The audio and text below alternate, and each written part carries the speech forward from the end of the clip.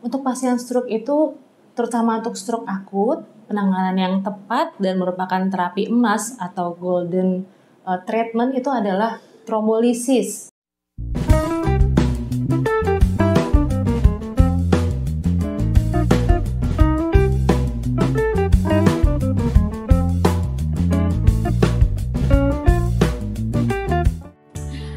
Sobat Hermina, kembali lagi dalam Hermina Podcast. Kali ini bersama dengan narasumber yang tentunya kompeten di bidangnya, yaitu Dr. Poppy Andita Wulandari, spesialis neurologi. Ya, kita sambut, hai dok. Halo.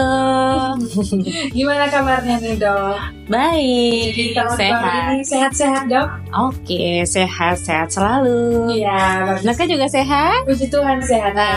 Ya syukur. Nah dok, kan sekarang pasien stroke di Manado maupun di Hermina ini lagi banyak dok. Kalau dari dokter, stroke itu apa sih dok? Ya, jadi stroke itu merupakan suatu gejala kelemahan atau defisit neurologis yang bersifatnya tuh mendadak. Ya, jadi tiba-tiba tuh pasien tuh mengalami misalkan kelumpuhan, mulut mencong, bicara pelok yang diakibatkan oleh gangguan pembuluh darah di otak. Ya, jadi gangguan pembuluh darah di otak itu bisa berupa sumbatan pembuluh darah atau perdarahan pembuluh darah, sifatnya tuh mendadak seperti itu. Dan memang angka kejadian stroke ini cukup tinggi ya, terutama yang lebih tingginya itu adalah kejadian stroke iskemik atau stroke sumbatan. Oh oke dok, jadi memang stroke ini kejadiannya ini mendadak ya dok? Betul. Nah, kalau penanganan yang tepat dok, yang terbaik untuk pasien stroke apa dok? Ya, untuk pasien stroke itu, terutama untuk stroke akut, penanganan yang tepat dan merupakan terapi emas atau golden treatment itu adalah trombolisis. Ya, trombolisis itu adalah pemberian obat yang berfungsi untuk menghancurkan sumbatan di pembuluh darah otak yang diakibatkan oleh stroke sumbatan atau stroke iskemik. Nah, untuk pemberian trombolisis ini harus dilakukan dalam waktu 3-4,5 jam. Karena diperlukan waktu yang cepat, maka diperlukan upaya respon yang cepat yang disebut dengan penanganan cold stroke. Tadi dokter sempat singgung tentang cold stroke. Nah, cold stroke itu penanganannya seperti apa sih dok? Iya, jadi cold stroke itu merupakan upaya respon cepat penanganan stroke iskemik atau stroke sumbatan yang dilakukan dalam waktu 4,5 jam dari onset stroke iskemik, di mana akan dilakukan pemberian obat trombolisis. Ini memerlukan upaya dari tim cold stroke yang terdiri dari dokter IGD, perawat, kemudian ada dokter spesialis neurologi, dokter spesialis radiologi, radiografer, petugas lab, kemudian ada dokter spesialis lain yang dikonsulkan, kemudian juga baik dari administrasi maupun security, semuanya bekerja sama untuk membuat pemeriksaan dilakukan dengan cepat pada pasien tersebut. Nanti akan dilakukan pemeriksaan secara menyeluruh, baik pemeriksaan fisik, laboratorium, kemudian CT scan yang akan dilakukan dengan onset 20 menit ya, door to CT 20 menit, kemudian juga door to needle atau pemberian obat trombolisis tadi yang diberikan 60 menit dari pasien pertama kali masuk ke IGD. Oke dok, jadi harus cepat ya dok, kayak dokter yang tadi golden treatment-nya. Iya betul. Untuk di cold stroke ini. Nah dok, tadi kan dokter juga membahas trombolisis. Nah, fungsi trombolisis ini apa sih dok pentingnya buat pasien stroke akut? Iya, jadi tadi untuk pasien stroke akut itu kan ada sumbatan di pembuluh darah otak.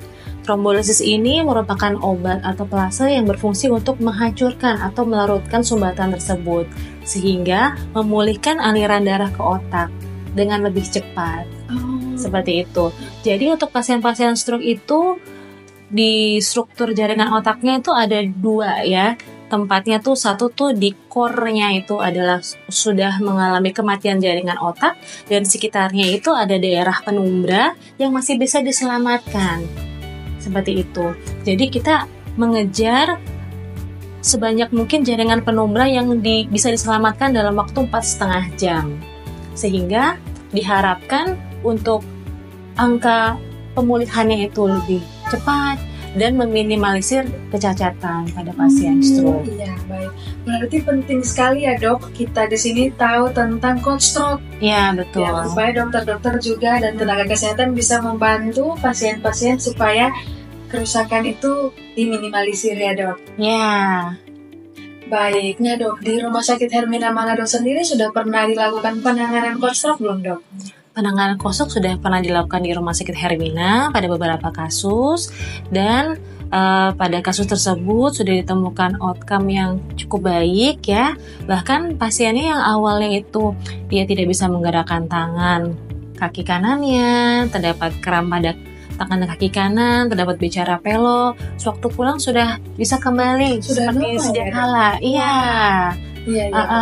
Sudah kembali seperti sedia kala. Jadi memang dengan adanya trombolisis ini itu selain tadi diharapkan itu bisa untuk meminimalisir ya, bahkan tadi sampai dengan diharapkan sampai kembali normal secepatnya gitu.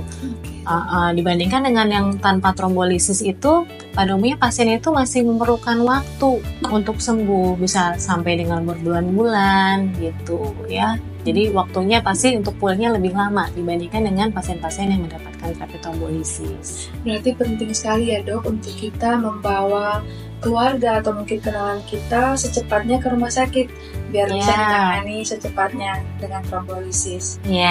Nah dok, kan dokter menekankan untuk kita itu harus memberikan pelayanan yang cepat dan terbaik ke pasien stroke akut. Nah dok, dari dokter sendiri kapan nih dok kita atau mungkin teman dan kenalan kita membawa orang-orang itu datang ke rumah sakit dok untuk dilakukan penanganan stroke? Karena kan dokter bilang stroke itu datangnya mendadak.